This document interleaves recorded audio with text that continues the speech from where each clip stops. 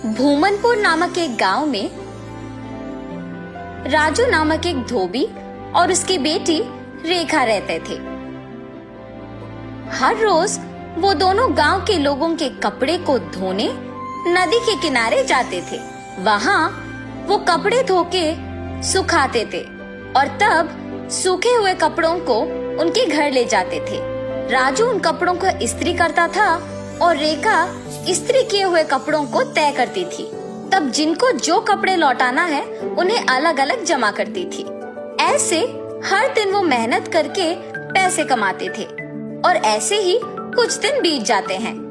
एक दिन नदी के किनारे जब राजू अपनी बेटी के साथ कपड़े धो रहा था, तब एक भूत उन्हें देखना शुरू करती है।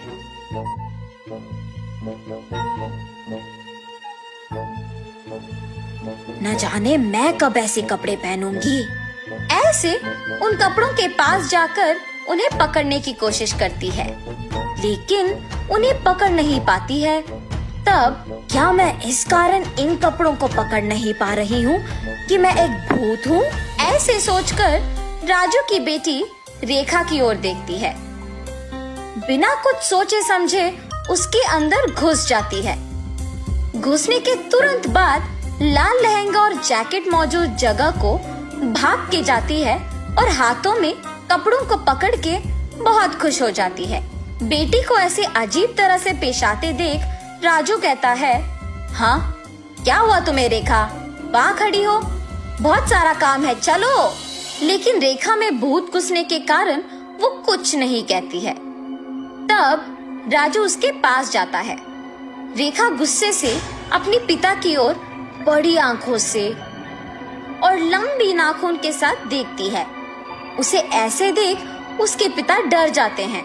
पापा, मुझे ये अच्छा लगा है और मैं यही पहनूंगी, ऐसे कह के वहाँ से चली जाती है। रेखा को ऐसे देख उसके पिता डर डर के घर धीरे से सारे कपड़े लेके पहुँचते हैं।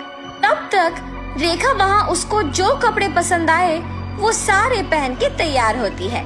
अपने आप को वो सुंदर कपड़े पहने हुए आईने में देख बहुत खुश हो जाती है। हम सबको वो दिखने में रेखा थी, मगर उसको उसकी असली रूप एक भूत के ही रूप में दिखती थी।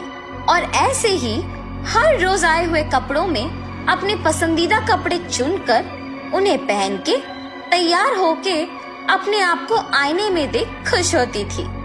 दिन प्रतिदिन उसका तैयार होने की चाहत बढ़ती जाती है। राक्षस की तरह अपनी बेटी का व्यवहार देख राजू परेशान होता था, मगर अपनी बेटी की सच्चाई को किसी से कह भी नहीं पाता था, और अगर कहा भी तो वो ये सोच के डर जाता था कि उसका नतीजा क्या होगा। एक दिन जब गांव के जमींदार राजू को धोने के लिए कपड़े लेने के लिए बुलाते हैं, तो राजू वहां जाता है। कपड़े लेके जब राजू वापस घर पहुंचता है तो सारे कपड़े बाहर निकालता है। तब रेखा उन कपड़ों के पास आके उसमें पीले रंग लहंगा और लाल जैकेट लेके वहां से चली जाती है।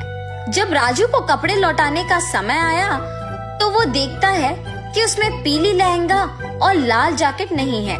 तब वो सोचता है कि जरूर ये रेखा के ही पास होगा। रेखा के कमरे में जाके देखने पर वो उन्हीं कपड़ों में तैयार होके आईने के सामने खड़े होके अपने आप को देखते ही रहती है। आईने में भूत का डरावना चेहरा देख राजू डर के मारे चिल्लाता है, हाँ? तुम यहाँ क्या कर रहे हो? राजू उसके ऐसे पूछने पर कांपते हुए कहता है, अम्मा, आपने जो कपड़े पहना है वो जमींदार के बेटी की है। इनको आज उन्हें लौटा देना है, कृपया उन कपड़ों को दे दो। हाँ? क्या? कपड़े? बिल्कुल नहीं दूंगी, जाओ यहाँ से। ऐसे कपड़े उनके पास बहुत होंगी, अगर आप अभी इन कपड़ों को वापस कर देंगे तो और भी कपड़े लेके आऊंगा। अब अगर मैं इन कपड़ों को नहीं लौटाऊंगा तो मेरा व्यापार नहीं चलेगा। मैं हाथ जोड़ के विनती करता हूँ, वापस कर दो, तुम मेरी बेटी नहीं हो। हा हा हा, सही पहचाना। हाँ, मैं तुम्हारी बेटी नहीं हूँ। ऐसी और कपड़े हैं? हाँ, बहुत सारे।